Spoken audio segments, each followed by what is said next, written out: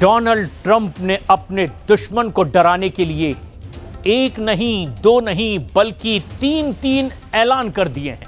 25,000 feet पर उड़ते हुए ट्रंप ने ऐसी वार्निंग दी जो रूस और चीन को डराने वाली है। ट्रंप ने बहुत जल्द एक ऐसा युद्ध शुरू करने का सिग्नल दे दिया है जिसका बड़ा टारगेट रूस और चीन है, और इस बार ट्रंप की गारंटी है कि वो उनको डराने वाला फैसला जरूर लेंगे।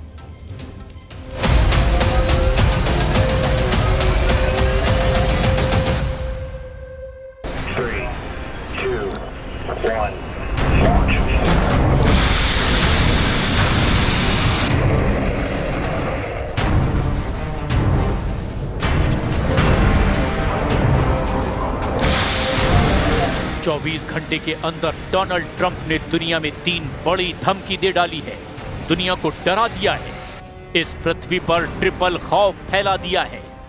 80 साल की उम्र में डोनाल्ड ट्रंप दुनिया में एक नहीं, दो नहीं, बल्कि तीन बड़े कांड करने जा रहे हैं।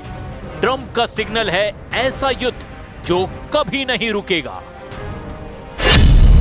डोनाल्ड ट्रंप ने कह दिया है कि वो सऊदी अरब को दुनिया का सबसे खतरनाक फाइटर जेट देने जा रहे हैं, यानी अरब वर्ल्ड में ईरान के साथ नए तनाव की शुरुआत। डोनाल्ड ट्रंप ने कह दिया है कि वेनेजुएला को लेकर के उन्होंने फैसला कर लिया है। सवाल यह है कि क्या वेनेजुएला पर बहुत जल्द हमला करने जा रहा है अमेरिका?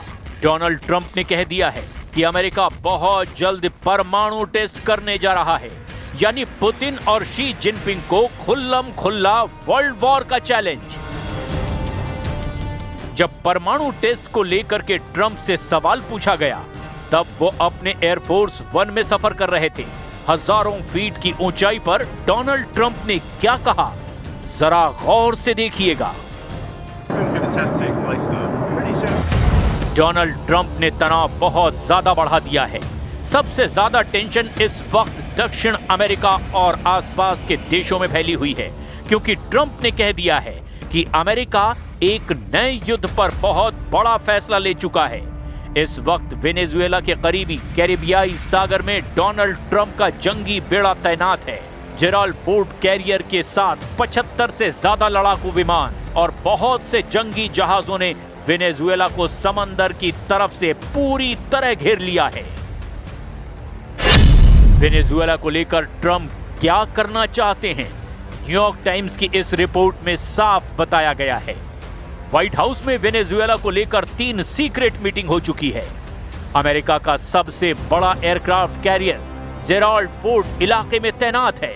अमेरिका ने स्टेल्थ फाइटर जेट F-35 के साथ परमाणु पनडुब्बी भी तैनात कर दी है, यानी 5,000 से ज्यादा नौसैनिक और 75 से ज्यादा फाइटर जेट किसी भी वक्त हमले को तैयार हैं।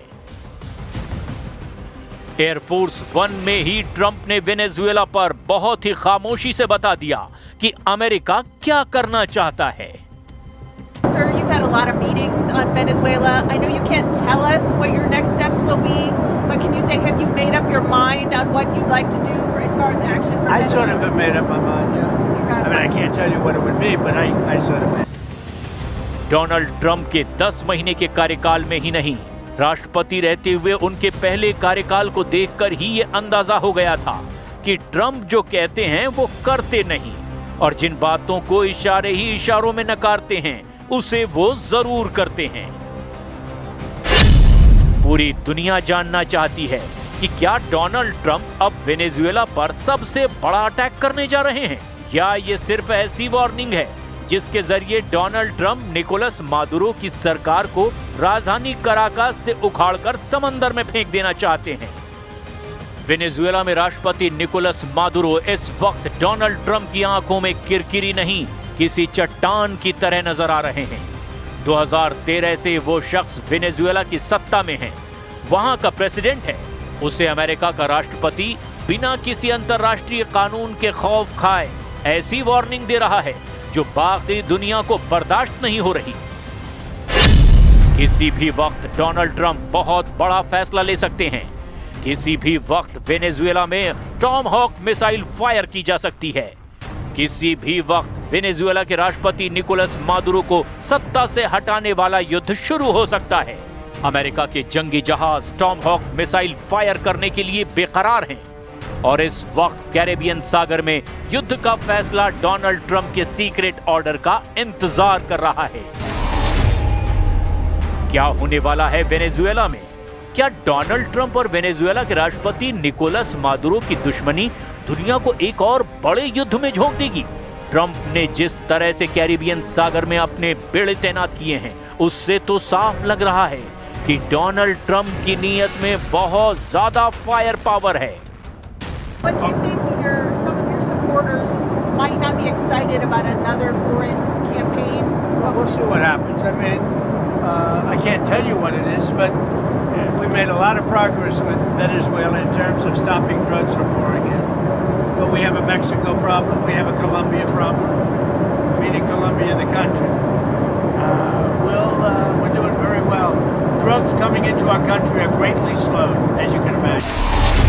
लेकिन ट्रंप की युद्ध वाली आग बुझाने के लिए मादुरो ने 3 बड़ी ताकतों से संपर्क कर लिया है। पहला है रूस, दूसरा है चीन और तीसरा है ईरान। वेनेजुएला के राष्ट्रपति निकोलस मादुरो ने इन तीनों देशों से मिसाइल मांगी है, लॉन्ग रेंज रडार मांगे हैं और सुखोई विमानों को अपग्रेड करने की मांग की है। वो ड्रोन भी मांग रहे हैं। वो किसी भी कीमत पर डोनाल्ड ट्रंप के गुस्से पर पानी फेरना चाहते हैं। ये रिपोर्ट अमेरिकी मीडिया में छपी है और इस रिपोर्ट में अमेरिकी सरकार के सीक्रेट डॉक्यूमेंट का हवाला दिया जा रहा है। निकोलस मादुरो ने रूस के राष्ट्रपति व्लादिमीर पुतिन को चिट्ठी लिखी है। उन्होंने पुतिन से मिसाइल मांगी है। मादुरो ने चीन के राष्ट्रपति शी जिनपिंग को भी खत लिखा है। चीन से वो नए रडार चाहते हैं। मादुरो ईरान के भी संपर्क में हैं और वहां से वो ऐसे ड्रोन की डिमांड कर रहे हैं जो 1000 किलोमीटर की रेंज तक वार कर सकें। हालांकि ट्रंप ने 31 अक्टूबर को कहा था कि वेनेजुएला पर हमला करने का उनका कोई इरादा नहीं है। When they treat me with that kind of respect, they're treating our country with that kind of respect, which is much more important. And our country is respected again. Do you have any questions? There are reports that you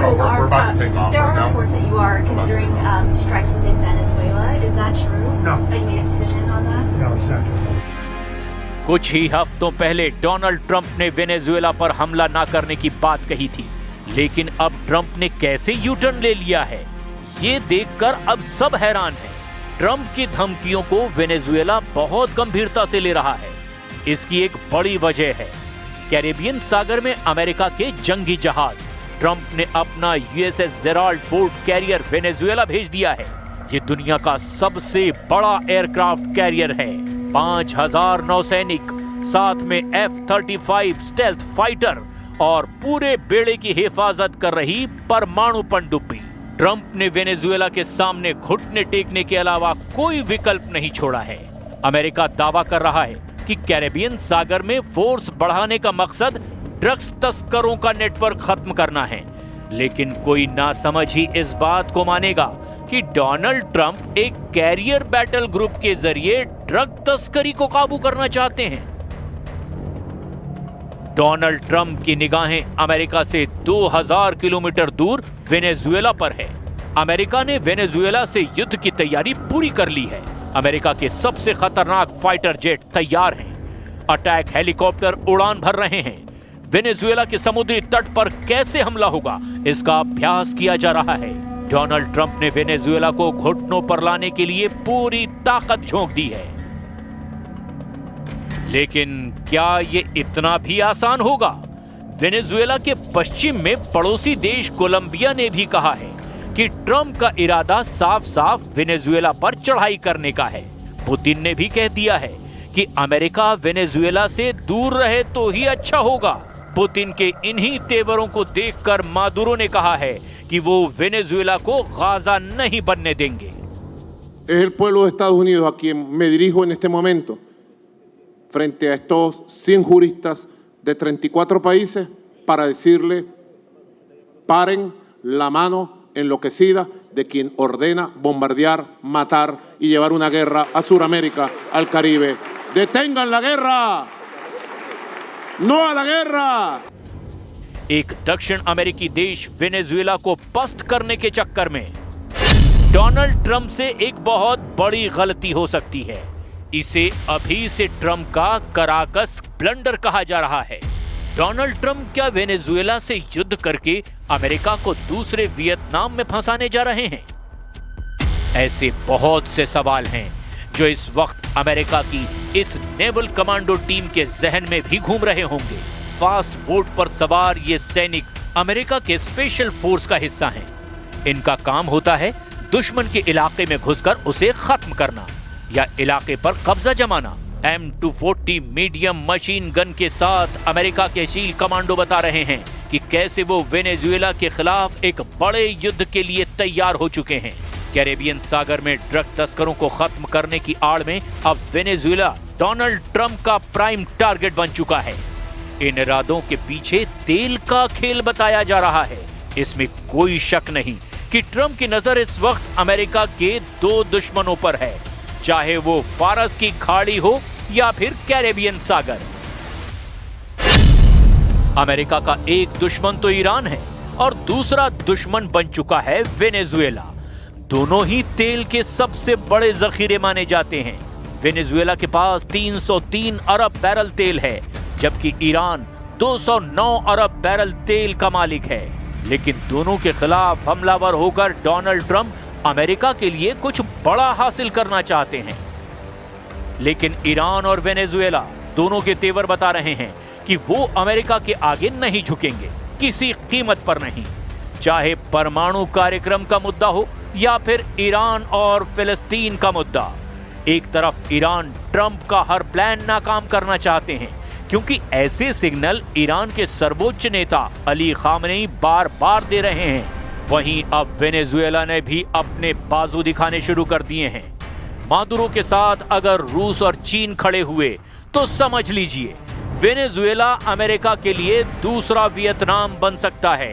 Venezuela भी साफ साफ जाहिर कर चुका है कि उसने America की दादागिरी की रिपोर्ट मॉस्को और बीजिंग तक पहुंचा दी है। मुमकिन है कि इसीलिए ट्रंप परमाणु परीक्षण की बात कर रहे हैं। Nuclear testing, sir. On nuclear testing, sir. Are you receiving any meetings about We're going to have concerns nuclear about testing because other people test. We have other countries that test. We have more nuclear weapons than any other country. I'm the one that renovated them and built some, and I hated to do it, but I had no choice because they have it. We have more. Russia's second, and China is a distant third.